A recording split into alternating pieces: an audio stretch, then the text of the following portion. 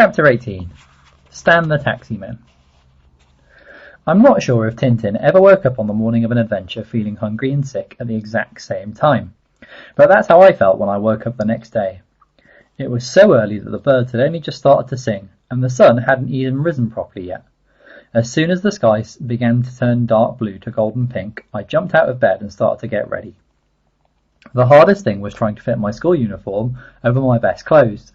It made me look all puffy like a blowfish, and the buttons on my school shirt looked like they might pop open at any moment. But luckily Mum didn't notice anything, because she was tired and was still rubbing her eyes a lot when I left. I got to the bus stop 15 minutes early, just like we said we would, but there was no one there except an old lady and two grown-ups in suits. After a few minutes, Tom came running up the road. I could tell right away that he hadn't slept much because his eyes looked red, and his usually spiky hair was flat on the back. Then came Josie, looking as excited and nervous as I felt inside, and Michael, who tripped over his shoelaces and stumbled, but kept on running up to us anyway. "Got everything?" asked Josie.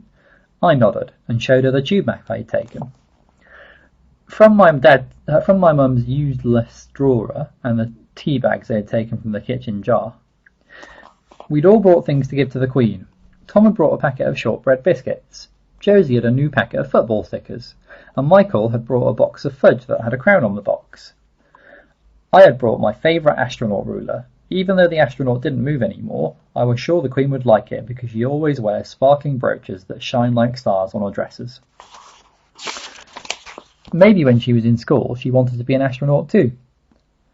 When we had stored all the presents away safely in my bag, Josie counted all the money we had collected. All of us had emptied our piggy banks and saving jars, and Tom had gone into his brother's room to see what he could find. "They've got loads of coins everywhere. Can't believe I've never done it before," he exclaimed, bringing out a fistful of coins. In the end, we had exactly £27.62, a fortune. Half of £27.62 is... Josie squeezed her eyes tight and quickly did the maths in her head. £13.81. She gave half of the money to me and half of the money to Tom for safekeeping. "You sure you know which tube to take?" asked Josie. The freckles on her face were sliding up and down because she was scrunching up her nose every few seconds. She only ever does that when she's extra nervous, and it makes her look like a hamster. "Yep, we take the pink line to King's Cross, and then the dark blue line to Green Park. I said Mum always takes me on trains for our really big adventures, so I know the way." "How far is the palace from the train station?" asked Tom. His voice sounded squeaky, but I couldn't tell if that was because he was nervous or excited. "I don't know," I said, "but I don't think there's a bus stop right in front of the palace, so we might need to take a taxi. It shouldn't be too far, though, so hopefully you won't spend all our money." "Guys, our bus is here," said Michael, as he stuck out his hand so the bus driver would stop. "Remember what to tell Miss Khan," I whispered loudly, "that me and Tom are sick and that our mum said we'll be back in tomorrow." Josie nodded. "Good luck," and giving us a quick wave, she followed Michael onto the bus to school. After the bus had disappeared, Tom and I crossed the street and walked up to the bus stop where all the buses travelling the opposite direction stopped. When the bus we finally needed came, I put out my hand and we got on, nervously looking at the bus driver in case she asked us why we weren't in school, but she didn't. In fact, she barely looked at us. We sat on the bus all the way to the last stop, and then, holding hands, crossed the big road to the tube station. There were at least 1 million people, all dressed in suits, rushing around trying to get through the barriers. They looked angry and red in the face, and there was lots of tutting and head shaking. I had never been to the train station when it was so busy before. I didn't like it. It made my head feel hot and fuzzy. "Come on," said Tom, nudging me. We walked over to the ticket machines where there was a long line of people. Some of them looked down at us with frowns in their faces, but no one said anything, so we didn't have to say anything back. When we finally got to the front of the queue, we walked up to one of the machines. It looked more scary than I remembered. There were at least 100 buttons surrounding a large screen, and a slot that looked like a letterbox at the bottom. "Go on," whispered Tom. "Okay," I said, not wanting to be a coward. I took a deep breath, stood up on my toes, and walked over to the screen. I pressed the button for new ticket, then child, and then typed in Buckingham Palace for the destination. But nothing happened. I tried again, but the machine started flashing. "Do you kids need help?" asked a woman from the queue. She was dressed in a green coat and shiny shoes, and had curly black hair and glasses. Tom's eyes became wide and shook his head, but I nodded. The woman stepped forward. "Where do you need to go?" she asked. "Buckingham Palace," I said, "for our school trip." I tried to make my voice sound more deep and grown-up sounding. The woman frowned, but then, looking at her watch, said, "Okay."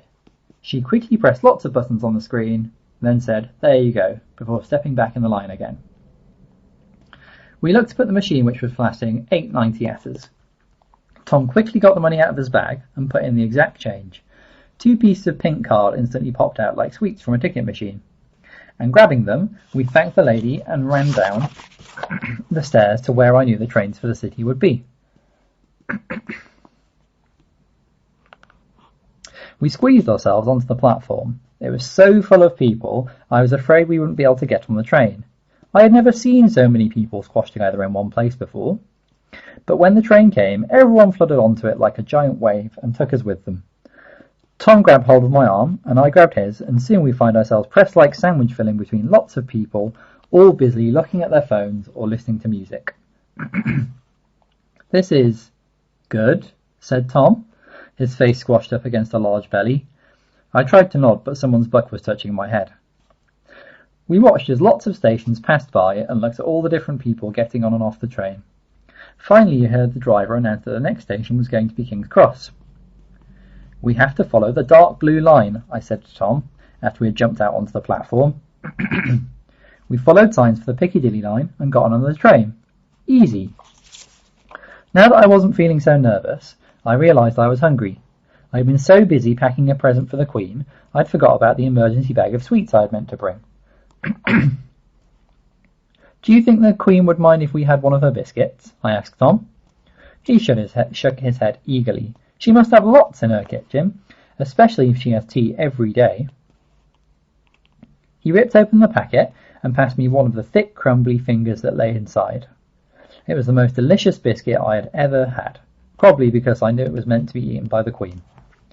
We had another biscuit each on the train, and after just a few minutes the train lady announced, "The next section is Green Park. Please alight here for the Jubilee and Victoria lines." I like the train lady. She has a nice voice. I imagine she looks like Mary Poppins and sits at the very front of the train next to the driver in her own special chair. It must be fun going through all the stations and telling people which ones are coming next. We hurled off the train, followed the signs to the taxis. Running up the stairs, we found a long line of black cabs waiting in a row. Inside, the one at the front was a man with curly red hair. He was eating a sandwich and bobbing his head along to the radio. When he saw us looking at him through the window, he rolled it down and leaned out. "What can I do for you two?" "Please, we need to get to Buckingham Palace," I said, just as loudly and clearly as I could. I remembered my Uncle Lenny saying that there was nothing taxi drivers hated more than people who didn't say where they wanted to go clearly enough. The taxi man leaned forward and looked around. "Why are you on your own?" he asked, frowning. We're meeting our teacher there. We're on a trip, and we got separated from our class, and our teacher said that if anyone got lost we had to meet the class there," said Tom, all in a rush. The taxi driver frowned again and rubbed his chin. "All right," he said eventually, "hop in and be quick about it. I ain't here to be chauffeuring lost kids around all day. You're lucky it's only a few minutes away and I've got tykes of my own." We jumped in quickly. The taxi man locked the doors, in a single move swerved off.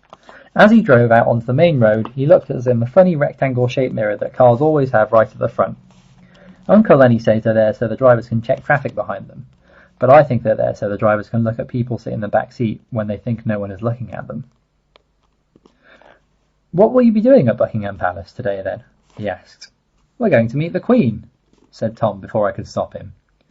"Is that right now?" asked the taxi man, looking at us again in the mirror. His eyes were smiling. Tom clapped his hands over his mouth and didn't say anything else. But the taxi man just laughed and said, "Well, when you see her, say hi from me." I nodded, and the taxi man left again. After a few minutes, the taxi came to a stop in traffic.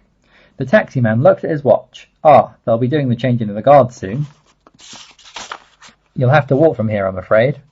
He turned around to look at us and pointed us to the right. See those arches there? Just walk under them and keep going straight down. This big red road, okay? The palace is right at the end, past the water fountain. Tom nodded and took out the exact money it said on the meter.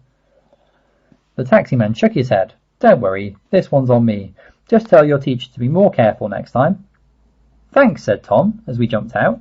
You're the best taxi driver. The taximan drove off, laughing.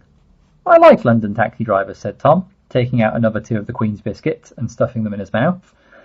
They're better than the New York ones. So do I said, watching as the taxi disappeared out of sight.